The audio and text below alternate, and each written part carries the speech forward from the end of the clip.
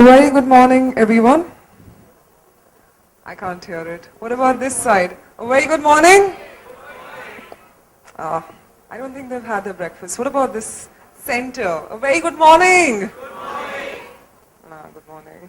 And what about the left? A very good morning. Good morning. Wow. You guys have had a lot of breakfast, I'm sure. So can I hear everyone say a very good morning? Good morning. Thank you so much. Welcome, anyone said? Well, everybody, welcome to the Entrepreneurship Summit 2013.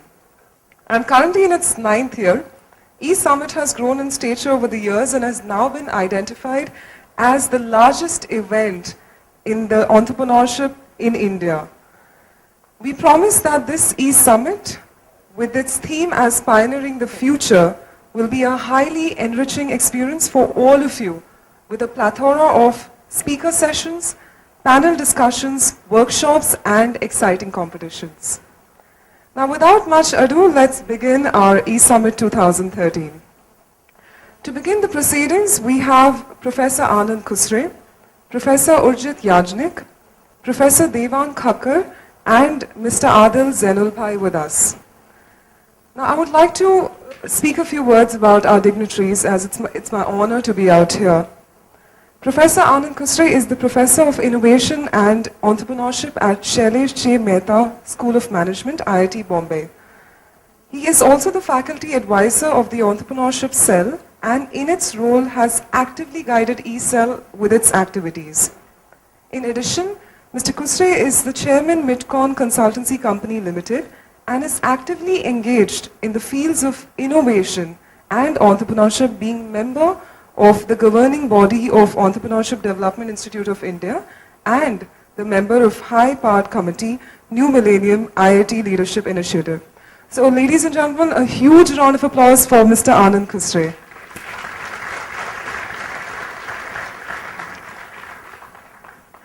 Joining him, we have our Professor Urjit Yajnik, who is the Professor of Physics Department of IIT Bombay. He's also the Dean of Student Affairs of Institute. In this capacity, Professor Yajnik has been very supportive to the promotion of entrepreneurship in this institute. Professor Yajnik has also many research publications to his name. So everybody, a huge round of applause for our Professor Yajnik out here. Welcome, sir. Joining him, we have Professor Devang Khakkar, who is the Director of the IIT Bombay. Professor Khakkar is a renowned name in the field of research and has published and presented over 150 papers, including papers in Nature and Science. For his research achievements, Professor Khakkar has been accorded several prestigious awards, which include the Bhatnagar Prize and the Swarna Jayanti Fellowship.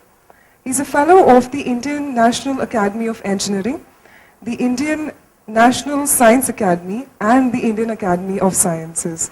So huge round of applause in welcoming Professor Devang Khakkar. Next, we have our esteemed guest for the keynote session, Mr. Adil Zainulbhai. Mr. Zainulbhai currently heads McKinsey and company operations in India. In addition to that, he has been counseling several CEOs as well as advising various government agencies on economic development issues like achieving GDP growth targets and challenges relating to metals and mining, transportations, logistics industries. He has spoken extensively at various Indian and multinational forums like the World Economic Forum summits in Belgium and USA. And we can't forget to mention that he's our very own alumnus, having received his Bachelor's of Technology in Mechanical Engineering from IIT Bombay. So ladies and gentlemen, a huge round of applause in welcoming Mr. Adil Zainulbhai. And we're really honored to have you all out here. So if I would request you kindly to come and start our event with the lamp lighting. Thank you so much.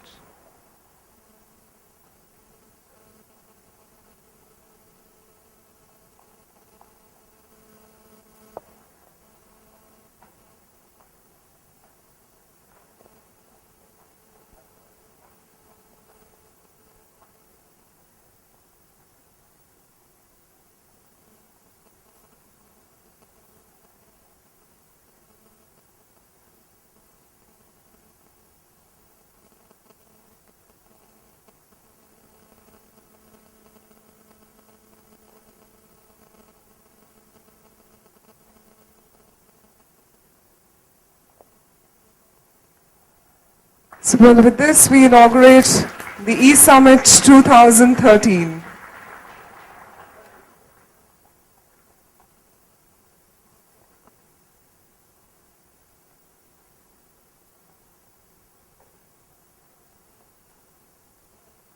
Check. Thank you so much. Gentlemen, I would request you all to kindly be seated on the stage.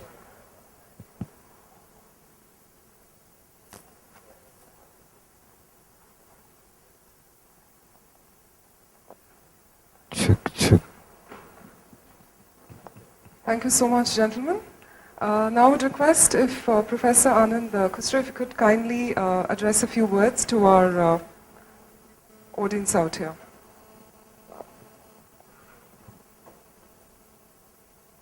Thank you, and welcome to the great gathering that we have got here. The panel speakers, the dignitaries, as well as people who have come both from cities of India and outside India. We have got in this gathering academics, venture capitalists, industry captains and business leaders, and of course the student community.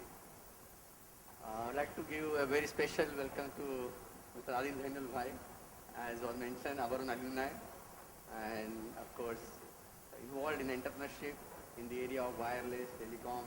We really look forward to his participation today. The ESL has been there for a long time, almost about 12 years, and the summit is taking place, as we know, for last 8-9 years. We also believe that the student, completely managed by the student community, that's I think, big support that we are having. Especially we have got a whole ecosystem for entrepreneurship at the IIT Bombay campus. We have got courses in entrepreneurship. We have got the SII incubator, which is one of the leading incubators known all over India and outside. We also have got the Industry Design Center, which is a big contribution for developments of new products and new services. And most importantly, the SII incubator, which provides a living platform for students and faculty to launch their new ventures. Coming to the E-Summit, the Eureka Business Plan, which has become the, I think, topmost agenda on the entrepreneurs' calendar globally, has received enormous response. This year we got more than 5,000 entries for the Eureka Business Plan, and we will have the finals conducted during the summit. We also have a lot of other events in the summit, which include pitching for new ideas, mentoring for the students, as well as business simulation and quizzes. I am sure it will be exciting for all the participants in that. Also, I want to mention that nationally, the government of India has declared the current decade as the decade of innovation, and we are very happy that IIT Bombay is one of the key participants in this decade of innovation, with several activities working together on our own plus with the government in the area of energy, environment, biotechnology, nanotechnology, IT, and we are sure that our students and faculty contribute to this decade of innovation. I hope the summit would really meet the expectations of all the stakeholders, and each one of you will carry back this as an unforgettable experience. Thank you so much and welcome again.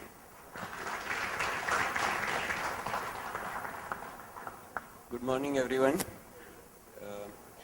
I would like to take this opportunity to actually tell you all, especially those who are from outside IIT, that this is just one of the 3 or 4 very large activities that students of IIT Bombay carry out. It is like outpour of energy in waves, and we have inter-IIT sports that occurs in mid-December, and then we have Mood Indigo, which occurs in the end of December, and then we have the Technology Fest, Tech Fest, in early January, and now in the first week of February we have the Entrepreneurship Cell program. These activities have really grown over the years by many factors. Mood Indigo being really the oldest, but in fact, TechFest and eCell have just kind of materialized in front of our eyes in last 10 to 15 years. And they have been brought to new heights now. And also the presence and support from industry, from the experts, from all of the rest of the world to this activity has really allowed it to reach really great heights.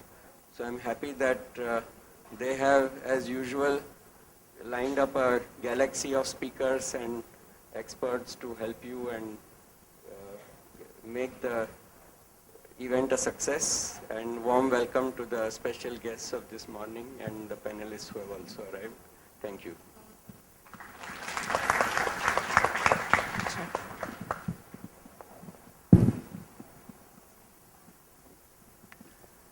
Good morning, I'm Devang Khakkar.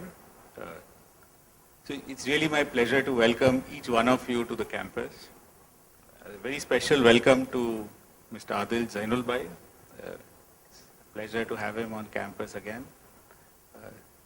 Professor Yajnik spoke about Mood Indigo. Adil was one of the first organizers of the Mood Indigo in IIT Bombay, I think in the 70s. So I'm also very glad to see such enthusiasm for entrepreneurship amongst all of you. It would be very nice if each one of you is a budding entrepreneur. Because this is, I think, an activity which is very much needed for the country. You know, if you read the newspapers, you will see that our growth is sputtering. We were hoping for 10% growth each year. Now we are just a little more than 5%. I feel that the key to growth for our country is the small to medium enterprises, and really it is the new companies which are doing new things which will drive the growth. And so it's from you that we hope to see companies which start from zero and become very large. For example, in the IT sector, we can think of companies like Infosys, Wipro, and so forth, which nobody had heard of, but today they are giants. And similarly, amongst you, I hope that there are some ideas, some new sort of thinking, which will nucleate now and become big and contribute to the growth of the country. The second point that I'd like to make is that intellectual property is really a key word, and I think this is something that you need to keep in mind. So far, we have seen a lot of capital-based growth, where somebody goes, buys a plant, sets it up, makes a product and sells it. Margins on such kinds of enterprises are typically small. However, if you own IP, if you have something that is protected, some ideas that are protected, which nobody else can essentially use, and you can protect them through patents, copyrights, and so forth. That kind of a ring fence, if it is available, then your company can have high margins, it can grow much faster, and in fact, what is most important, it can compete on an international level. I think this is something that is really required. Our country really has no big brands. If you can think of Samsung as a brand, they've built a brand that is now a worldwide brand, which is such a brand. We need such brands in India. And to build such a brand, we need intellectual property. And this is also something that we have to keep in mind. Because if you look today, one of the huge problems our country is facing is the deficit, the trade deficit that we have. We are importing far more than we export. And if we want to export, we have to have competitive products which are currently not available. And so intellectual property is very important, and this is something that when you're starting your new companies, you should certainly think of. Professor Kusre has also already mentioned a lot of things that are going on inside IIT Bombay related to entrepreneurship. We are focused on innovation. It is part of our mission and vision. We want to do innovation, we want to create an environment here which is conducive to innovation, and we want to produce students who will be eventually leaders in the field. eCell, of course, has done a wonderful job, and they organize the e-summit each year, and in the e-summit, I know there are many exciting events that you're looking forward to. But even in our academic programs, we have several courses. Professor Kusre is very experienced in this area, and several other professors who teach courses related to innovation and entrepreneurship, technology-based entrepreneurship, and so forth. IIT Bombay was a founder member of the National Entrepreneurship Network, which has been set up by the Wadhwani Foundation, and I think that is also promoting entrepreneurship amongst young people, which is very important. Professor Milind Datre and Mrs. Poini Bhatt are here. They are the leaders of our Society for Innovation and Entrepreneurship. It is a tech-based incubator where companies start from zero and then grow, stay inside the incubator for about 3 years, and they are providing a lot of support and sort of guidance to these companies when they are in their infancy. IIT Bombay also is doing a lot of research and development, which is of a practical nature and which will result into products and eventually go into the industry. And we are also interacting closely with industry to see how the R&D is quite relevant. We feel that all these efforts are contributing to the culture of entrepreneurship and innovation, which is very important. And I think this event, as a result, is a key event for the Institute. And I'm very glad that it has seen so much participation. And I welcome you all once again. I hope you have a very nice time on the campus and a very fruitful day, a couple of days in all the events. Thank you. Thank you so much. If I could now request our keynote speaker, Mr. Adil, if you could kindly address our audience.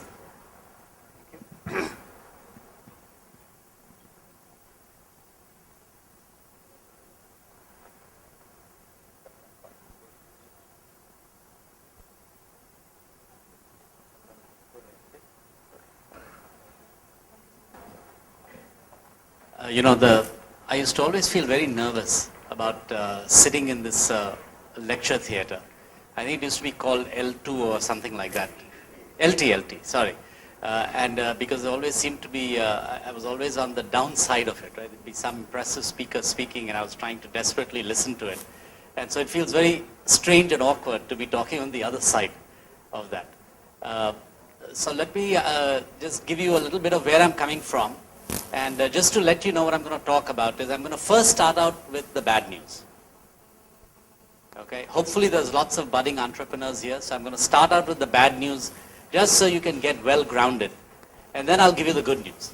And then after that, two of my friends here who are carrying around suitcases of cash, will be willing to take any questions from you. Right? So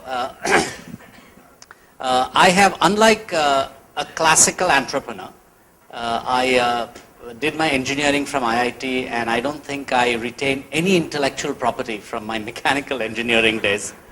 I defected to the other side and went and did an MBA. Even though my GRE scores were higher than my GMAT scores, somehow I defected to the other side.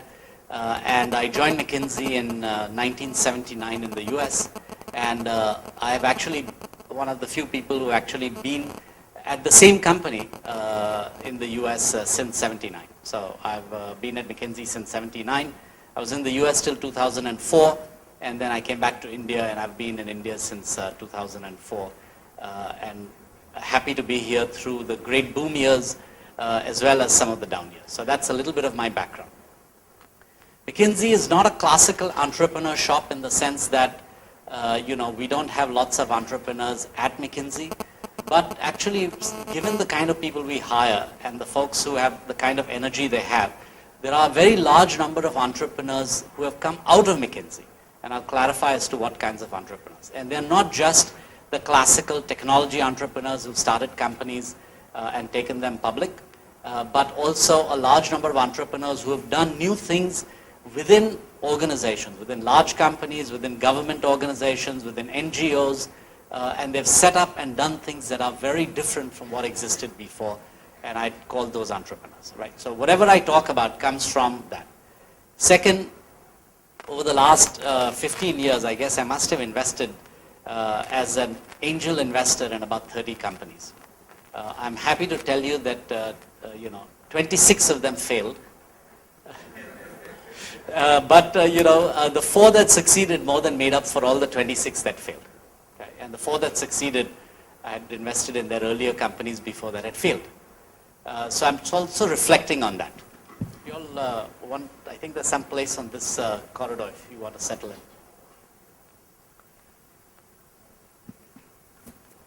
Okay, so let me start out. So with that as background, and so I've had an opportunity also to see entrepreneurs in the US and in India. And so I'll draw a little bit upon that.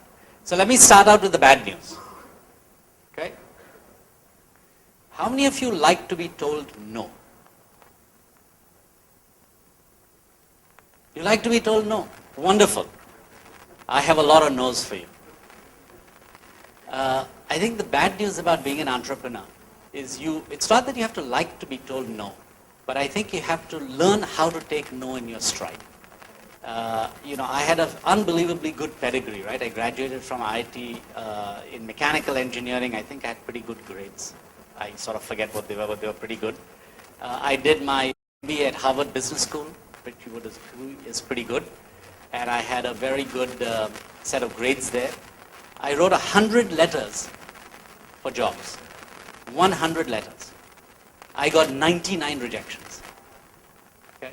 I had a wall on which every time I got a rejection, I forget there was a name for it at those days, I think it was a bullet. I had a wall on which I would paste each letter, right? And, I was getting a little depressed because there was no more space on the wall for any more rejection letters. And I finally got one that invited me for an interview, and that was McKinsey, and I wound up at McKinsey, and I stayed with them for a long time. Now, I've done lots of things, including very entrepreneurial things, but I think one of the things that has allowed me to be a little bit successful, and that I watch, is the ability to take no in your stride. Not one no, not 2 no, but 99 no's, 9,999 no's. If you're a true entrepreneur, and somebody says yes to you on day 1, it's a horrible idea.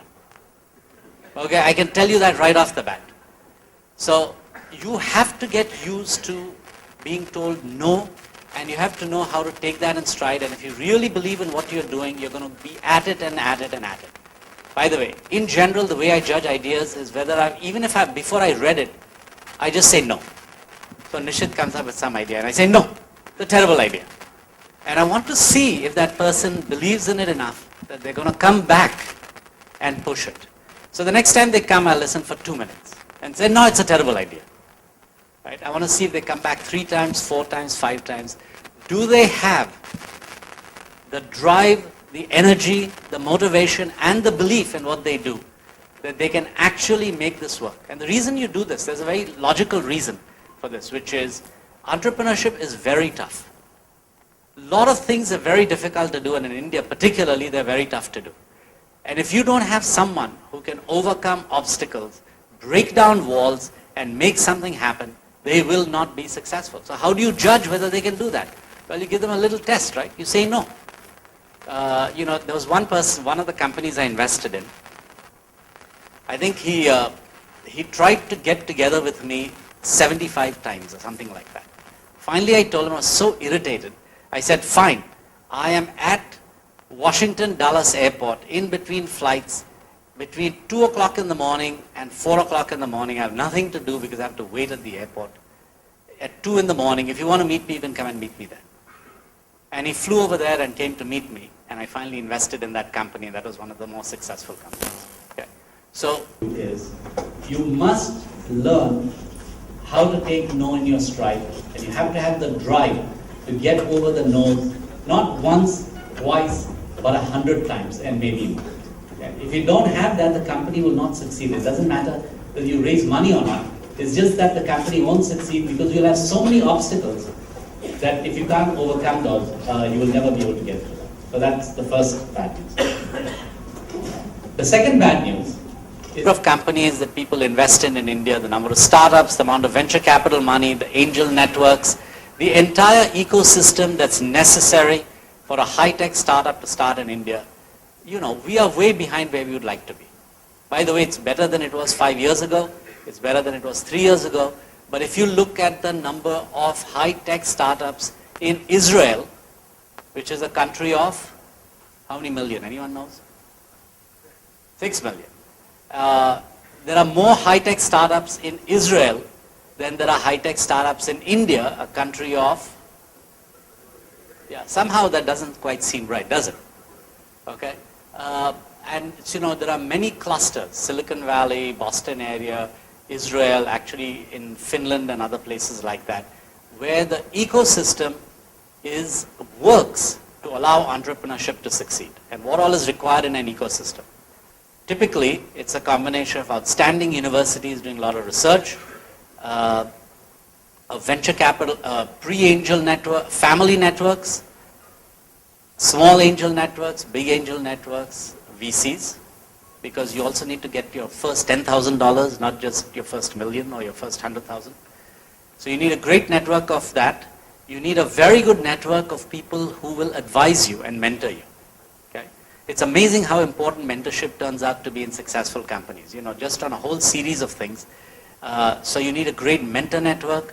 You need a great capital market system that allows companies to go public and therefore raise money. Okay? In India, if you go down each of those, we are way, way, way behind where we would like to be. And therefore, it's difficult. It's going to be difficult for you to ask your parents for money. Typically, parents, brothers, sisters, and friends turn out to be the mini angel network that anyone first goes to. It's difficult to get money from angels, while there are 6 or 7 angel networks in India that have started up, the Indian Angel Network, the Mallu Angel Network, etc., etc. There are many, it's very, very small compared to what's required. So you'll have to work extra hard to get in front of them. Third, if you look at venture capital funds, the amount of venture capital funding in India is very low relative to what we would like it to be. I think it has to expand 10 or 50 times before we would be able to match what's happening. So you're going to have to struggle against that. To get there. So all of these ecosystems and all are difficult. By the way, that's why in India you have to learn to take no, even, you have to be even stronger in doing it because you're working against so many things. So now that I told you all the bad news, let me tell you the good news. Okay?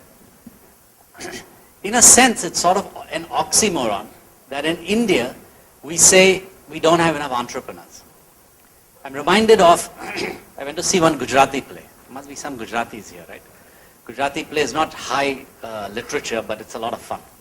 And in that, one of the characters talks about the Gujarati ethos, and he said, I know that the Americans put the first man on the moon, but when the first shop opens on the moon, it'll be a Gujarati.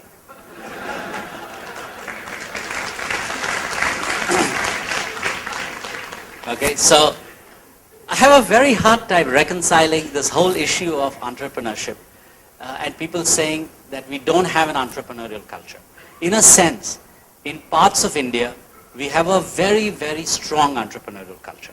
And I probably won't cover all the elements, but in Gujarat, the Marwadis, the certain communities in Tamil Nadu, the Chetniyans, etc., have seen a very large number of entrepreneurs who've grown up in India. They are not necessarily tech entrepreneurs, but they are entrepreneurs. They have created businesses, they have set up shops, they have set up small manufacturing units, etc. Exactly the kind of things, Professor, you talked about, small and medium-sized enterprises, right?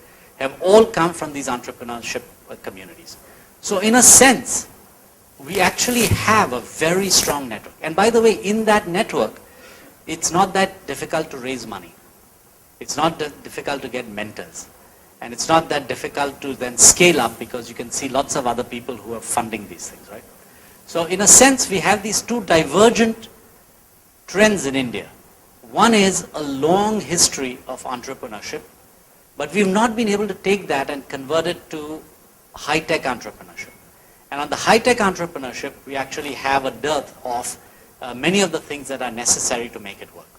So in a sense, if we could, the ideal combination is that if we could get the entire Gujarati community so literate in high-tech that they started funding high-tech startups, then I think we'd have no problems at all. The other thing that we have seen in terms of, so the good news is we actually have the genes and we have a community set up in many parts of India that is actually very supportive of entrepreneurship. One of the things that we found in many studies we did around the world is the great importance of community and the social ethos in the success of entrepreneurship. So if you're from a community, and I won't name them, because I'll just insult various communities in this room, where if you were an entrepreneur and you failed, it would be looked down on, then the barriers to becoming an entrepreneur are very large. In the US, unless you failed a couple of times, nobody really, no venture capital is going to get serious about you because they want you to learn from having failed. Okay? In many communities in India, especially if you've got a good IIT degree and a good IIM degree, and you fail, your value in the marriage market has just gone down, right? Just to be very practical. And the family and everyone feels terrible that you're just not successful. And you can see this, I can see this because I ask lots of people what their kids are doing, and if they have got a great job at ITC or Tata Steel, they're very proud to tell you about that. And if they're doing something that the parents can't quite describe, they sort of go, well, he's, doing something. And this is actually quite important, I think, in terms of the family support. And I think this is what affects many of you. All IIT graduates, IIM graduates, you've been the light of your parents' lives. You've done well in school. Everyone expected you to get out of here, get a great job, and do very well. And so the barrier for you in giving that up and actually starting up something entrepreneurial is higher. And so I just want you to remember that that's another barrier that you're going to face. And that barrier actually around the world turns out to be quite an important barrier in terms of how the community embraces you. So in a sense, you have to find another community that embraces you, and it's okay in that community to fail. Many bankruptcy law, there's some laws in the US that have helped on this. One of them is the bankruptcy law, so that if you go bankrupt, it's not the end of the world. You can restart. We don't have that quite in India. But if you were a Gujarati entrepreneur and you opened a chemist shop and it didn't work, nobody would write you off for life. They just say, oh yeah, it didn't work. Start another one, right? But if you're an IIT graduate or an IIM graduate and you started a high-tech firm and it didn't work, then all of a sudden people have this little stigma, Oh, he could have been, an IAS officer and now he's, failed. So finding the community or getting over and having the strength of will that allows you to live through that social stigma is actually one of the more important characteristics of entrepreneurs. And that's why it's an oxymoron in India, because in fact we have communities where if you fail in entrepreneurship, as long as it was a manufacturing unit or an import-export or a chemist shop, it's totally fine. But if it's a high-tech thing that nobody can understand, then there's some stigma attached to it. So you have to be even stronger to get through that. So I'm continuing on the good news side, by the way. This is not the bad news side, right? The good news is that if you're a Gujarati or a Chettiar, you have no problems in starting. On the good news side, just as I think if you go back 15 years ago, we didn't have in India role models for entrepreneurs. Role models turns out to be very, very important because it excites people, but you can also see a path to it. Today, at least in the IT world, we can see that there were many role models that we can all aspire to. It is easy for somebody to say, NRN and Shibu and Chris and Nandan started Infosys when they had nothing. Okay? And look at what they made out of it. And you can do the same thing at many of the other IT companies. And so now we have some examples of successes. I think what I'd encourage you to do is look for examples of successes who are, closer to home. We are starting to see many interesting companies start out in India. And I'm hoping that those will inspire a whole bunch of others. We had a set of ex-McKinsey people who left a few years ago and started a company called InMobi. I think many of you have heard of InMobi. InMobi got funding from Kleiner, right? Quite a lot at a valuation of $200 million when they had like $1 million in revenue. or something like that, right? But they were trying to sell something across the world rather than just do something for India. The more of these companies, one or two or three successes do a phenomenal job in encouraging everybody else, because it gives you a great example of what to aspire to, right? And I think we actually are on the verge of doing something where we will have 100 of these rather than one or two. And let me explain why. On the technology front, India is going to be one of the largest mobile internet users in the world over the next few years, other than China. And therefore, the opportunities to develop things for India will be massive. And these kinds of opportunities didn't open up before. We will have 200 million mobile internet users in the next 3 years. We will have 200 million internet users. We will have a large number of opportunities coming out of cloud computing. And you could go down many, many technologies and you'll find that India is going to be on the forefront of usage of many of these technologies, which hasn't happened in the past but is happening today. That will open up a very large number of opportunities which were difficult in the past. In the past we often took things that succeeded somewhere else and applied them here. Now I think we'll have an opportunity to develop something new here and apply it to the rest of the world. And so I think the opportunities there are going to be fantastic, of a kind we haven't seen. And if we have 3 more InMobiles in the next year, the amount of venture capital money that will flow into new startups here will be staggering.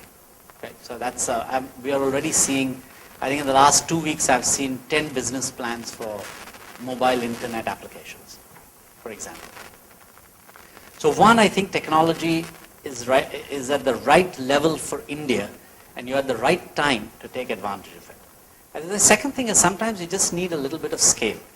And I think if you look at the large number of people who have now been trained in software in India, who have been trained in R&D in India, if you look at the large Bangalore, Chennai are coming back to India. A classic example of that is, Vinod Khosla left India about the same time that we all did, I think. He was IIT Kanpur, I think. IIT Delhi, went to the US, was very successful, and is now coming back and investing in India.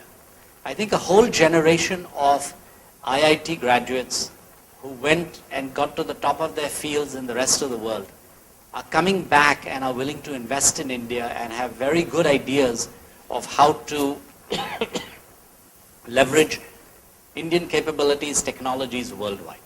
And that will serve as, I think, a very good bridge to making things happen. By the way, we have seen the effect of that in China when Chinese graduates have come back. We've seen the effect of that in Taiwan when a large number of Taiwanese engineers came back to Taiwan.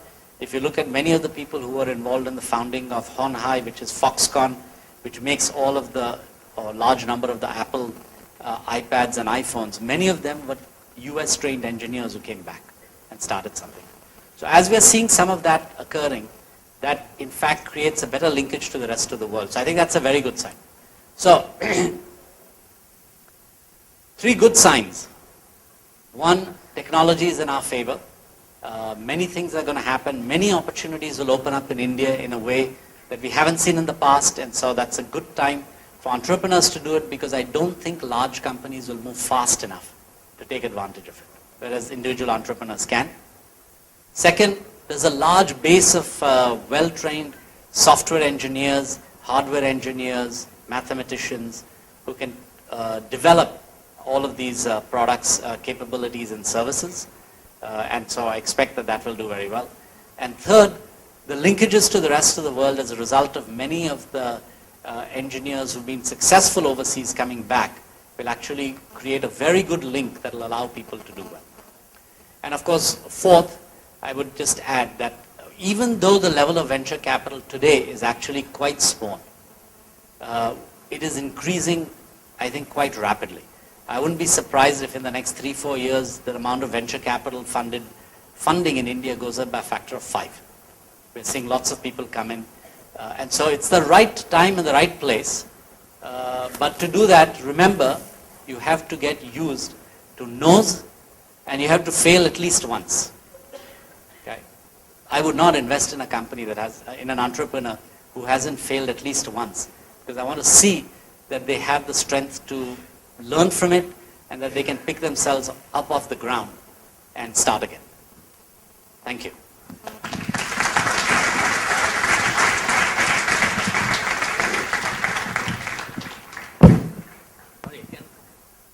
Sure. Few questions. By the way, I have no money to give, so.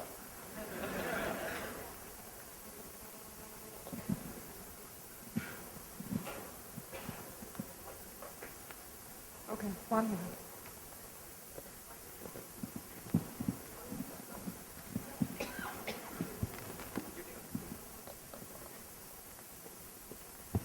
Thank you. This gave a good motivation, opening up a lot of, or removing the darkness. That there is light outside the tunnel. I'm Deepak, a research student here in the institute. My question is on channelizing the energy. You mentioned about recruiting people at McKinsey who have a lot of energy. So, in the recent episode from the McKinsey, how do we ensure that the energy is spent not just for selfish capitalist interests, but also for equitable empowerment or the benefit of the community around us? I had, so here's what I hear, here's what my advice to entrepreneurs is on this, right? Which is, most entrepreneurs are successful when they're very, very focused on something. Okay? At the beginning of the start of the company, you try to do 10 things, it will fail. Okay? So you either decide that you want to be an NGO, right? Or you're going to take a product to market or a service to market and do that. If you try to do too many things at the same time, it doesn't work. So social capitalism is totally fine, but then define a product and service that does that, right? I wouldn't start out by saying, listen, I want to design the fastest cell phone known to man, and I'm going to get that to market, and then say, well, but in the process of doing that, I'm also going to teach 100,000 kids in Uttar Pradesh. Nobody will fund it. So I would say my suggestion on that is, whatever you want to do, pick it.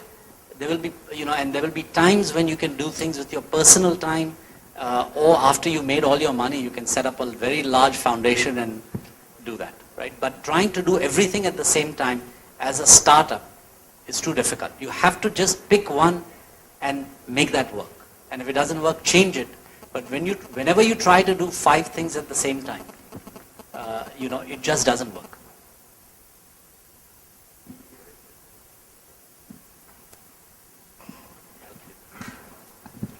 Good morning. My name is Uday Mehta. I'm coming from Sunrise Computers. My question is about the valuation. In terms of the valuation, if you have a global product, would it to get the valuation, what would be the kind of differentiation between the valuation one would get in India as opposed to, say, in California? Any numbers, any ballpark? I can't give you a single answer to that in the following sense, right? Which is,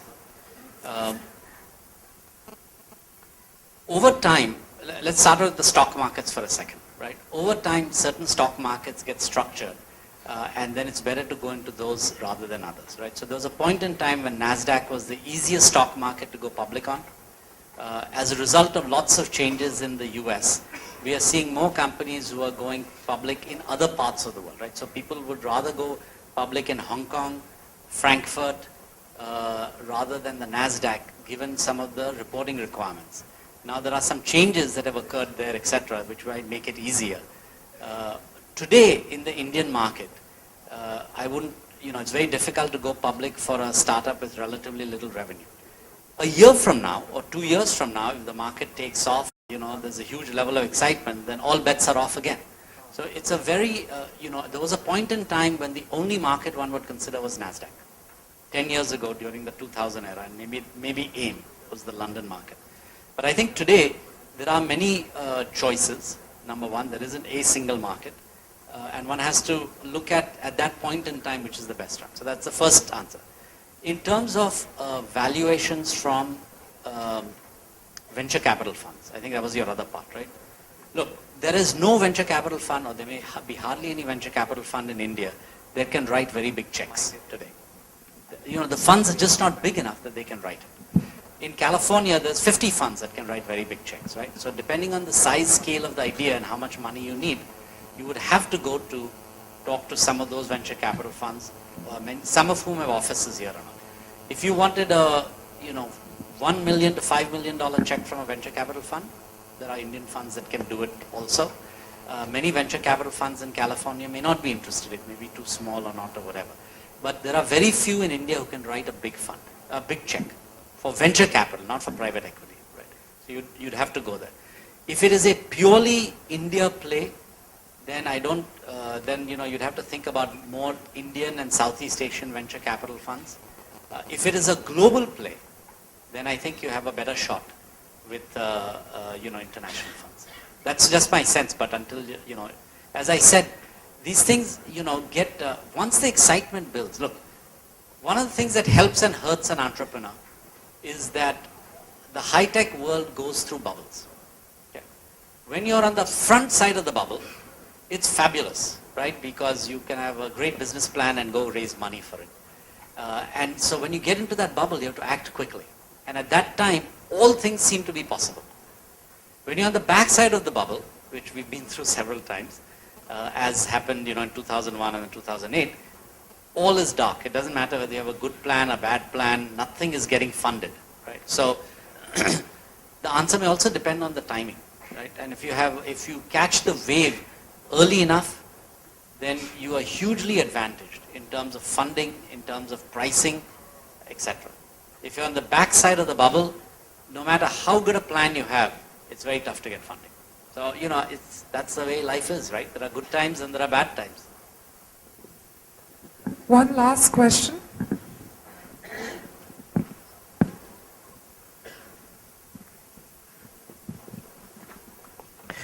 My name is Dilip Bhanushali. I'm an advertising filmmaker by profession.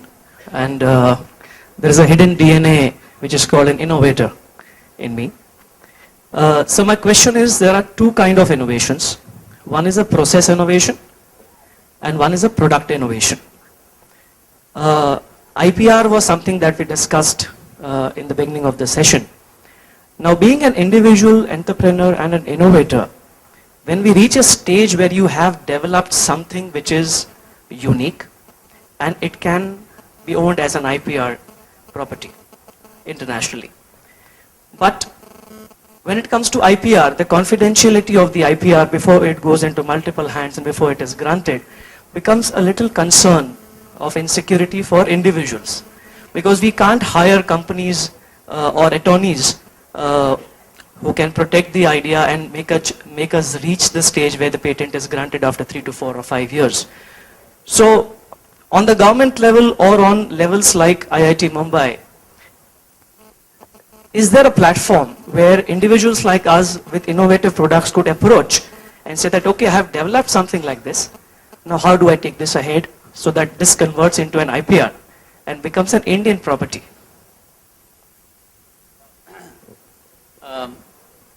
Let me start out by saying that if you're going to wait for the government to do something, it may take a long time. And by then your patent may be not valid, right? So I wouldn't wait on a government thing. I guess I would have two answers that may not answer it directly, right? First of all, there are very few entrepreneurs, almost any idea that you come up with, to be honest, 3 other people have thought about it. Okay?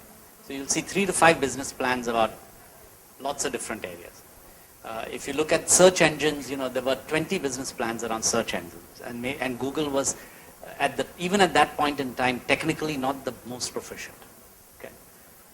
But it's a combination of speed, of understanding the market, of acting quickly and getting customers locked in. That is also as important as just making sure that you have your IPR completely, right? If you don't have a certain level of idea or intellectual property, you can't do that. But once you do that, getting all of this stuff in place is what distinguishes successful companies from people who wait, so you can't wait till you have the patent. In general, markets are moving so fast that if you wait till you get your patent, you won't get, the market will have passed you by. There will be new technologies that have come up, etc., right? So one of the things that I tell entrepreneurs is, get customers, get someone to pay you for it, and move quickly. If you wait, time will almost certainly pass you by. Even if you have what you might consider the very, very best idea for February 2nd, 2013, by February 2nd, 2014 may be passé if you haven't moved on it. So I think from an entrepreneurship standpoint, you have to move very quickly. From that point of view, trying to find places, either at IIT or with companies or with colleagues who can help you get the idea out into the market fast, or create the business plan for it, or figure out how to do it. I think that's a good thing to look for. Okay? But I wouldn't wait for the government, and in general I wouldn't wait, I'd just go fast. Thank you so much. No, we're done with the questions. I'm really sorry we are